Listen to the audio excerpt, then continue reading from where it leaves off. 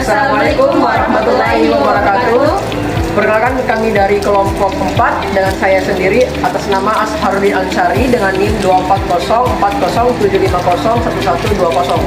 Perkenalkan, nama saya Mas Daniar dengan NIM 2404075011112. Perkenalkan, nama saya Miftahul Jannah, NIM 24040072115. Di sini kami akan menjelaskan dengan materi ekosistem lengkap, ekosistem biotik dengan abiotik.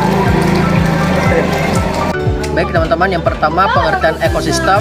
Ekosistem berasal dari dua kata, yaitu eko, rumah atau tempat tinggal, dan sistem, suatu kesatuan.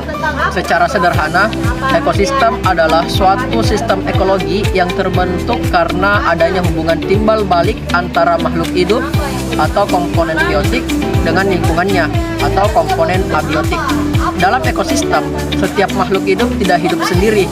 Mereka saling bergantung dan berinteraksi dengan lingkungannya untuk memenuhi kebutuhan hidup seperti makanan, tempat tinggal, air, cahaya, dan yang lain-lain. Ekosistem tersusun atas dua jenis komponen utama, yaitu komponen biotik atau makhluk hidup. Komponen biotik adalah semua makhluk hidup yang ada dalam suatu ekosistem. Komponen ini dikelompokkan berdasarkan peran dan fungsinya dalam rantai makanan, yaitu 1. Produsen.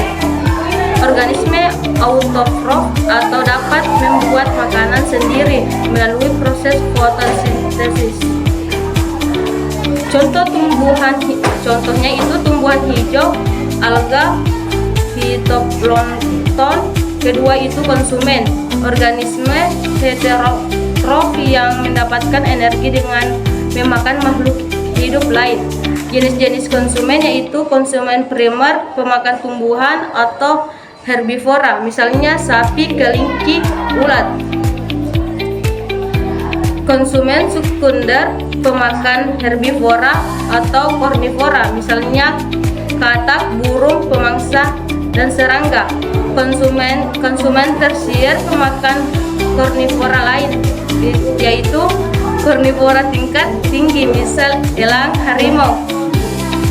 Yang keempat itu konsumen puncak, tidak memiliki predator alami, berada di puncak rantai makanan.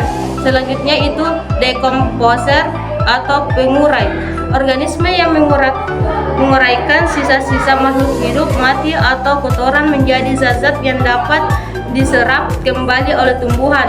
Contohnya itu bakteri atau jamur. Selanjutnya itu detritivor, pemakan partikel organik atau sisa organisme yang membusuk. Contohnya itu cacing, tanah, larva, atau serangga. Baik, selanjutnya itu adalah komponen abiotik, faktor tak hidup. Nah, komponen abiotik sendiri itu adalah faktor-faktor non-hayati yang mempengaruhi kehidupan dalam suatu ekosistem. Meskipun tidak hidup, komponen ini sangat penting karena mendukung dan menentukan kondisi hidup makhluk hidup. Nah, beberapa komponen abiotik penting antara lain yang pertama itu adalah cahaya matahari. Cahaya matahari itu adalah sumber energi utama dalam ekosistem, digunakan oleh produsen untuk fotosintesis dan mendukung berbagai proses kehidupan. Nah, yang kedua itu adalah air, dibutuhkan oleh semua makhluk hidup untuk metabolisme tubuh. Air juga itu berperan dalam proses fotosintesis, pelarut zat, dan tempat hidup organisme. Dan yang ketiga itu adalah tanah, mengandung unsur hara ataupun mineral yang dibutuhkan oleh tumbuhan. Nah, struktur dan pH tanah juga itu mempengaruhi jenis tanaman dan organisme lain yang hidup di dalamnya. Nah, yang keempat itu adalah suhu ataupun temperatur. Nah, suhu itu mempengaruhi aktivitas metabolisme makhluk hidup. Setiap organisme memiliki rentang suhu ideal untuk bertahan hidup. Nah, yang kelima itu ada udara. Udara itu mengandung gas oksigen O2 untuk respirasi makhluk hidup dan karbon dioksida atau CO2 untuk fotosintesis. Nah, yang keenam itu ada kelembapan. Kelembapan itu menentukan seberapa cepat penguapan air dan mempengaruhi distribusi makhluk hidup. Yang ketujuh itu adalah topografi dan juga iklim. Topografi dan iklim itu bentuk permukaan bumi, ketinggian, curah hujan ikut mempengaruhi jenis ekosistem dan juga makhluk hidup yang ada. Interaksi dalam ekosistem. Hubungan antar komponen biotik dan abiotik dapat berupa rantai makanan, yaitu aliran energi satu arah dari produsen ke konsumen puncak. Yang kedua, jaring-jaring makanan, yaitu hubungan makan dimakan yang lebih kompleks. Dan yang ketiga, daur biokimia, yang artinya siklus zat seperti air, karbon, nitrogen, dan fosfor yang bergerak melalui makhluk hidup dan lingkungan.